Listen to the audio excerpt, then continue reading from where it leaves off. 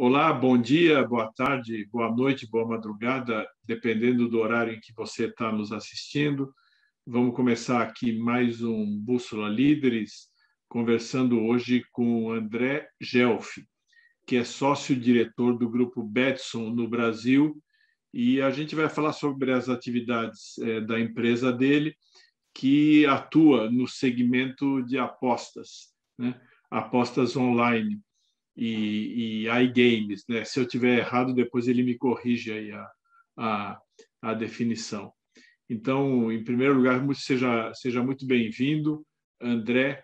Eu queria começar, que você começasse, na verdade, falando um pouco da sua empresa, da história dela, do que ela representa hoje e quais são as principais atividades de vocês. Maravilha. Alô, um grande prazer. Obrigado pela oportunidade de ter uma troca aqui sobre o nosso segmento. Eu acho que é uma troca pertinente. A gente está em pleno período de discussão regulatória do nosso segmento de apostas no Brasil. Indo à sua pergunta, nós somos a Betson, o grupo Betson é um dos principais players globais desse segmento de apostas e de iGaming. Ele, em 2019, eu era empresário, eu tinha um negócio no Brasil com sócio. Nós, com a mudança legislativa, com a legalização das apostas, a gente tomou a decisão de nos associarmos a um grande player internacional com a pretensão de fato, aprimorar questões na nossa proposta de valor que a gente entendia que ainda necessitavam de um trabalho pré-regulamentação. Não por outro motivo, chegamos a um acordo e hoje somos aqui no Brasil os executivos responsáveis pela Betson, né? A gente tem um negócio operacional e está acompanhando com atenção toda a discussão regulatória que está acontecendo dentro do Ministério da Economia, lá da Secretaria da SECAP, sobre a regulamentação das apostas esportivas. Não vou me estender mais, vou esperar você me perguntar para ver por onde a gente vai seguir essa conversa. Então, eu queria começar perguntando para você qual é o tamanho desse mercado no Brasil e qual é a participação da tua empresa nesse mercado. De que tamanho de negócio que nós estamos falando aqui?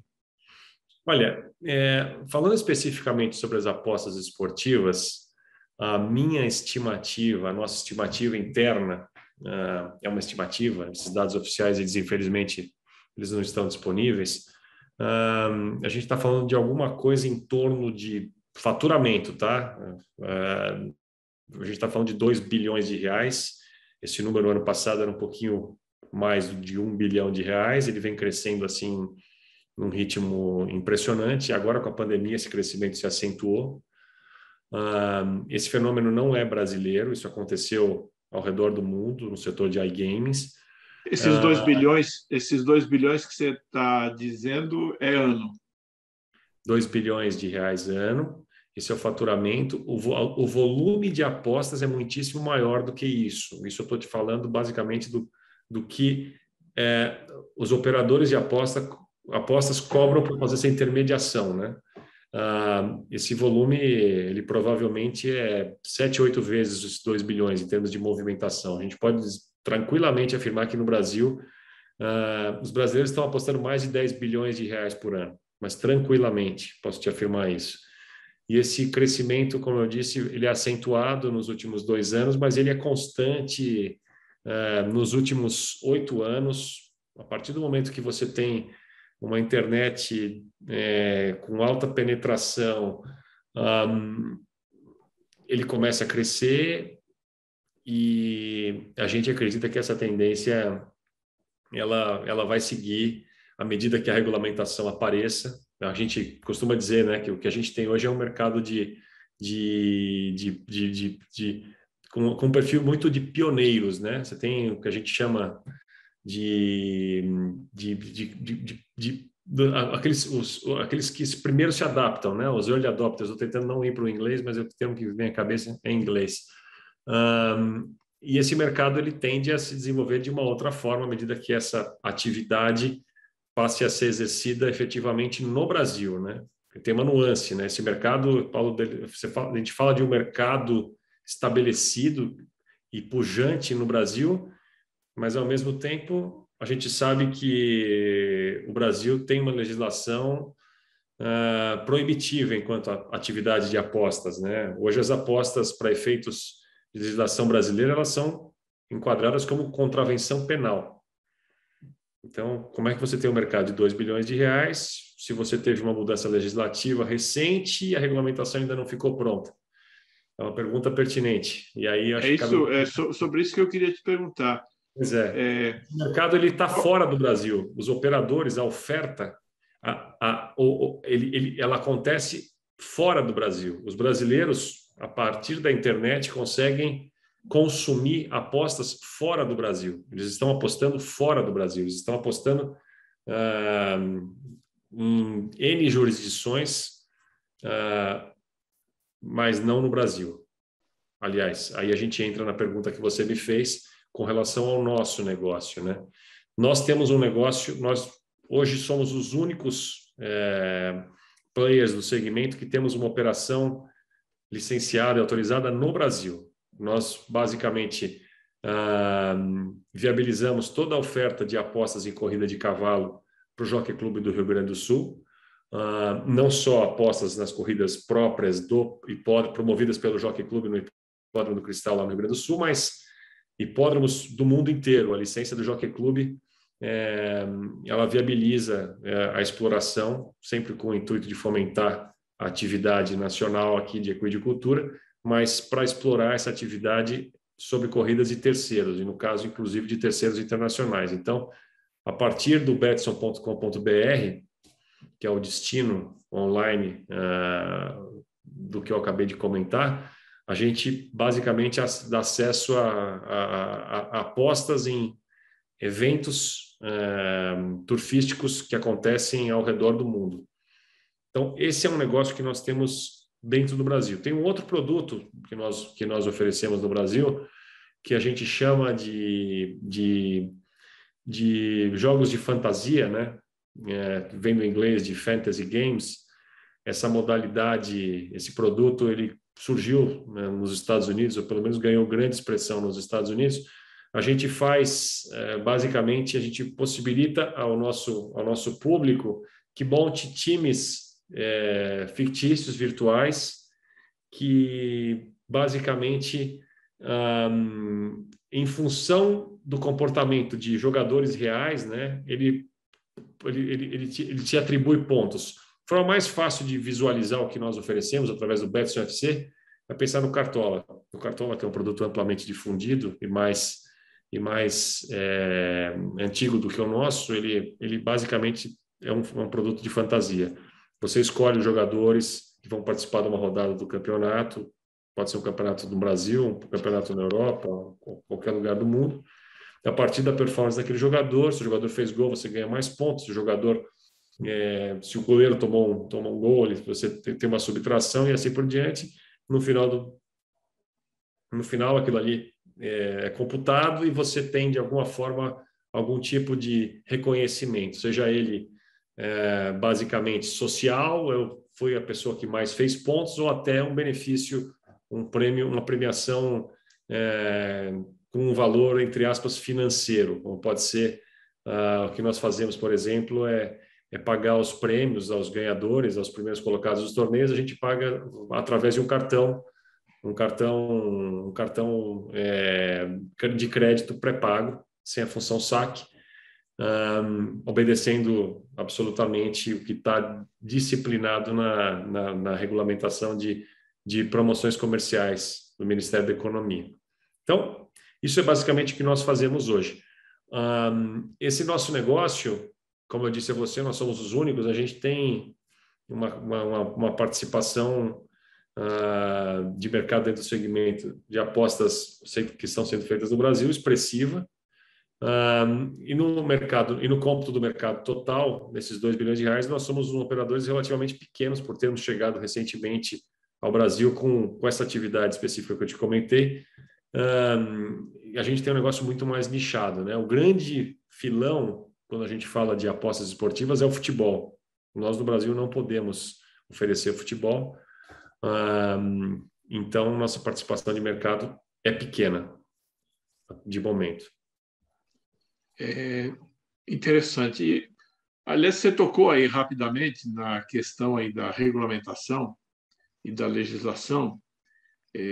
Você poderia falar um pouco para a gente aqui quais são... Você já falou, né, dos limites que a legislação coloca à atividade de vocês e quais são as iniciativas legislativas e regulatórias que estão em curso para facilitar e para permitir a ampliação desse mercado e desse negócio. Uhum.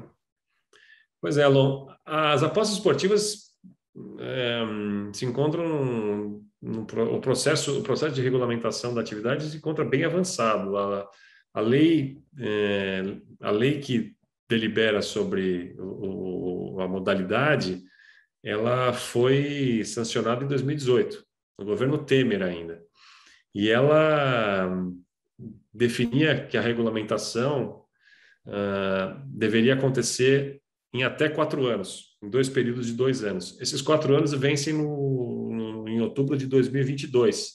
Quer dizer que, em termos práticos, o governo tem a obrigação de regulamentar a atividade até o final do ano que vem. Estamos a 1 ano e pouco da data limite.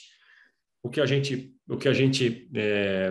lê e discute, e é sabido, é que o governo tem pressa de fazer essa regulamentação, fazer a regulamentação valer no Brasil o quanto antes, pelo que eu te comentei. Hoje a gente tem um mercado de 2 bilhões de reais, o Brasil não tributa, não protege o jogador, não cria emprego, não fomenta investimentos, ou seja, acho que é unânime a necessidade de que essa regulamentação aconteça o quanto antes, para que isso de fato passe a ser devidamente controlado, né? E essa regulamentação depende ainda de algum tipo de aprovação no Congresso ou está só no âmbito do Poder Executivo? Âmbito do Poder Executivo. A aprovação do Congresso já foi, né? Passo dado, já foi. Agora a questão é regulamentar. Esse projeto faz parte do PPI, a regulamentação das apostas esportivas. Quem está conduzindo esse processo é o BNDES. E a nossa expectativa é que, durante o ano de 2022, esse mercado esteja plenamente regulamentado, as licenças disponíveis, os operadores basicamente internalizando, né, trazendo para o Brasil essas operações que já hoje estão destinadas a uma audiência brasileira, né? Você hoje entra num site de apostas internacional, a promoção comercial é destinada a brasileiros, você tem o site em português, você sabe que a tecnologia facilita muito essa customização, né? Então, a gente imagina, a expectativa, né? Nós temos essa intenção, a ideia é internalizar isso, você fazer toda a tua operação a partir do Brasil, porque eu imagino que a regulamentação, além de tudo, vai exigir que você, estando operando no Brasil com uma licença brasileira, que você deixe de aceitar apostas de brasileiros na sua alternativa internacional. Imagino que isso vai acontecer, por motivos óbvios. Mas não, você disse que isso vai acontecer por motivos óbvios, mas não seria razoável permitir ao cidadão brasileiro escolher entre apostar aqui ou apostar fora?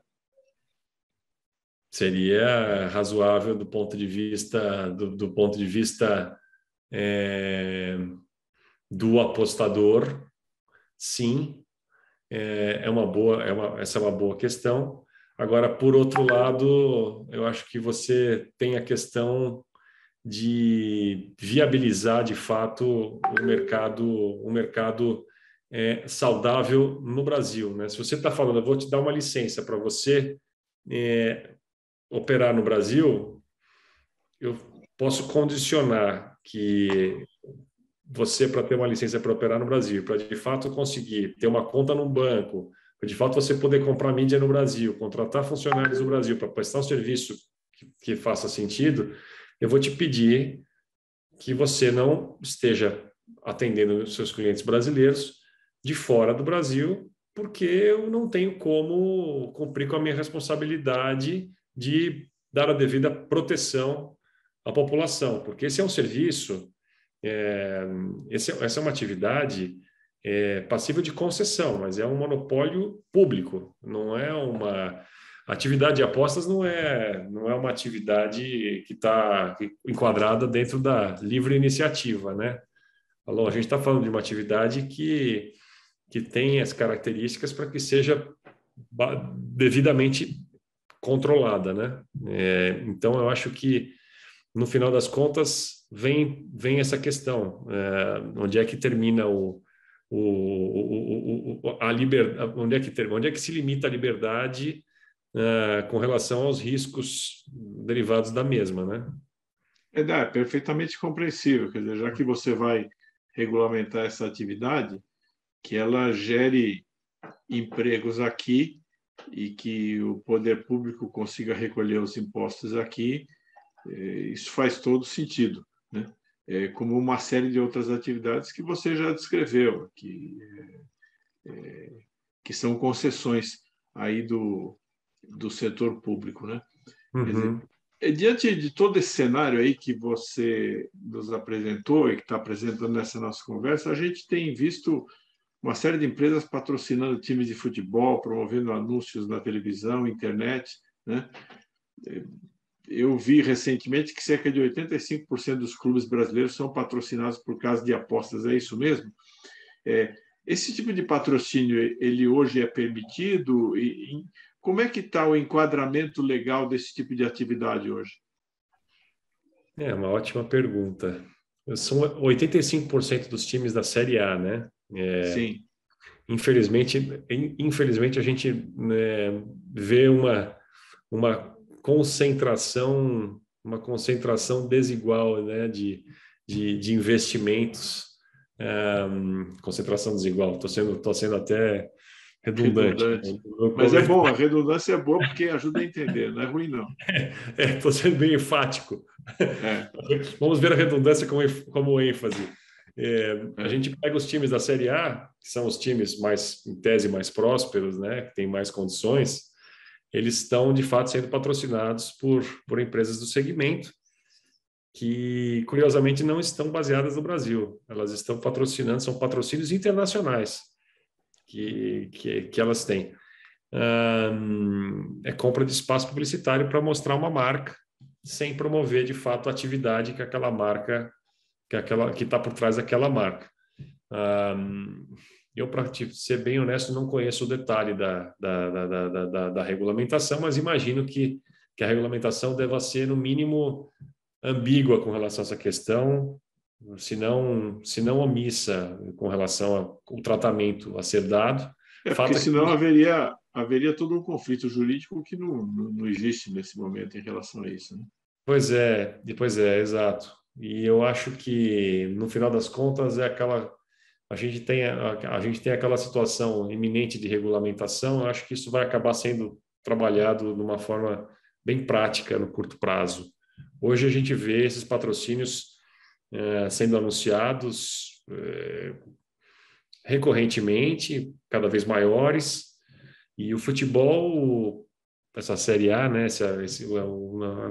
os primeiros times, os maiores times do Brasil, hoje já tem uma certa dependência desses patrocínios do segmento, né? São patrocínios expressivos. Eu tenho até uma cifra mais ou menos estimada com relação a patrocínios e investimentos de mídia do segmento no Brasil. Isso deve estar rodando entre 500 e 700 milhões de reais ano, muito concentrado no futebol, muito concentrado no futebol, seja nos espaços de mídia de eventos que são sendo transmitidos pelos canais, patrocínios e até mesmo os próprios eventos, né? Você vê muita placa em volta dos campos de operadores do segmento, enfim, já é um segmento paradoxalmente não existente e estabelecido, né? É, Aqui no Brasil. muitas vezes as coisas acontecem dessa maneira, né? Primeiro existe a realidade, né? De fato, e depois corre-se atrás aí da regulamentação e de criar Uhum. um arcabouço legal para sustentar isso, né? A O que é a necessidade está regulamentação? posta. A necessidade está posta, né? Exatamente. Quer Uhum. dizer, a vida ela não espera muitas vezes que as pessoas formalizem as coisas, né? E é o que a gente está vendo nesse segmento de vocês.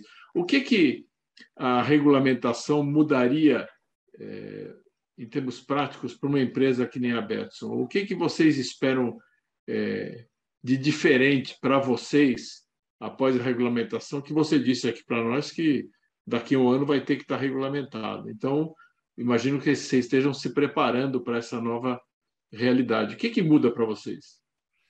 O que muda para a gente, basicamente, é a realidade para fazer negócio acontecer no Brasil, né? A gente, sem uma regulamentação, não existe segurança jurídica e nem existe a possibilidade, até do ponto de vista de cumprimento, né, de regras internas que nós temos. Nós somos uma empresa de capital aberto na Nasdaq, em Estocolmo. É incogitável a gente operar do Brasil um negócio não regulamentado no Brasil. E a partir da regulamentação, eu posso prestar um serviço, eu posso oferecer um produto que esteja mais ajustado à necessidade do cliente, dos clientes brasileiros, né? Eu posso ter uma operação customizada para essa necessidade aqui no Brasil, fazer o atendimento ao cliente desde o Brasil, os meios de pagamento brasileiros e não internacionais, a parte de produto, toda a linha de comunicação promocional, etc. Tudo isso seria basicamente feito com enfoque brasileiro. Hoje você tem basicamente uma cosmética no produto internacional para que ele seja inteligível, né? Está em português, mas você não deixa de estar consumindo um produto importado, né? Não é um produto que está sendo concebido para o brasileiro, né? Ele está concebido com uma cabeça diferente. Então, na minha cabeça essa proximidade e essas possibilidades que se abrem que fazem com que o mercado naturalmente vá se expandindo ao longo dos próximos anos. A gente já viu isso acontecer em diversas jurisdições. O Brasil, sinceramente, é um dos países que ficou para trás enquanto a regulamentação das apostas esportivas. Existem N experiências pela Europa, inclusive agora a América do Norte, os Estados Unidos. Esse mercado de apostas esportivas está crescendo de forma exponencial também. A gente vê isso acontecendo a partir de uma regulamentação. Os operadores, os maiores operadores, os que têm visão de longo prazo, eles dependem de regulamentação. Tem informalidade no segmento? Sim, tem bastante, infelizmente. Agora, você não vê um informal tendo um tamanho expressivo, né? O expressivo mesmo, os investimentos de longo prazo, eles dependem de regulamentação. Então, eu acho que do investimento vem a expansão do mercado, né? Então, é um pouco a dinâmica que a gente viu em diversas jurisdições, que a gente imagina que vai ser replicada aqui no Brasil a partir da regulamentação. Exatamente sobre isso, baseado na experiência internacional, qual você prevê que vai ser a velocidade de crescimento desse mercado aqui dentro do Brasil a partir da regulamentação? Quais são as projeções? É claro que são projeções que podem se realizar mais estritamente ou menos estritamente, mas para a gente entender, você falou de um mercado que movimenta 2 bi por ano. Qual é a ideia de vocês de crescimento desse mercado a partir da regulamentação no ano que vem? Esse mercado pode multiplicar por 3, 4 vezes em 5 anos tranquilamente.